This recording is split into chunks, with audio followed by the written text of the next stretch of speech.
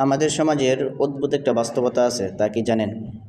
নিজের সমাজের মধ্যে যোগ্যতা ভিত্তিক আচার ব্যবহার সব দিক দিয়ে ভালো, এরকম ব্যক্তিত্ব থাকার পরও সমাজের মানুষ তাদেরকে মূল্যায়ন করতে জানে না। আর কিছু মানুষ তো এরকম আছেই, ভালো ব্যবহার করলে সরলতার সুযোগ নেই, দুর্বলতা মনে করে। ওই মানুষগুলা যারা ব্যবহার খারাপ করে, বাটপারি করে, চিটারি করে, তাদেরকে মনে করে চালাক। আর যারা ভালো ব্যবহার করে তাদেরকে দুর্বল মনে করে। মূল বাস্তবতা হলো এরকম যে অমুকের ছেলে বা অমুক ব্যক্তি সমাজের মধ্যে ভালো একটা সুনাম অর্জন করে ফেলতেছে, ইস, এই জিনিসটা কারো কাছে সহ্য হয় না।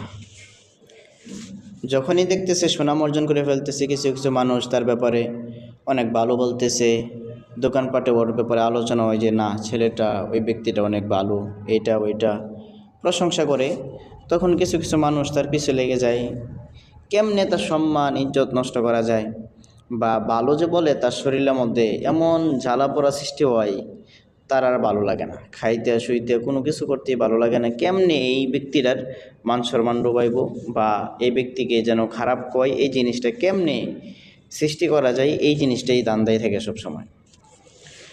আর এই ব্যক্তিটাই যে সময় চা স্টলে বসে, এই ব্যক্তিটাই বলে যে না না, আমাদের সমাজের মধ্যে কোনো এরকম ভালো ব্যক্তি নাই, আমাদের সমাজের মধ্যে ভালো ব্যক্তি নেই। ভালো ব্যক্তি তৈরি হইব কেমনে? দুনিয়ার মধ্যে ভালো ব্যক্তি এখন আছে, এক হাতে চা খায় আর বিড়ি খায়, আর বলে দুনিয়ার মধ্যে এখন আর ভালো মানুষ নাই। ব্যাট খায় আর টিভির দিকে তাকিয়ে থাকে, আর বলে দুনিয়ার মধ্যে ভালো মানুষ এখন আর নাই, হেই সবচেয়ে ভালো মানুষ, এর লেগে টিভি দেখতেছে আর এক হাতে চা আর এক হাতে সিগারেট খাইতেছে। আর ভালো মানুষ নাই বলে ওই তো না, এটা কয়, আবার যে দিক দিয়ে ওইতেছে ভালো মানুষটা, ওই দিকে আবার টাই না নিচে নামানোর চেষ্টা করে। এটাই আমাদের সমাজে বর্তমান বাস্তবতা আমি মনে করি।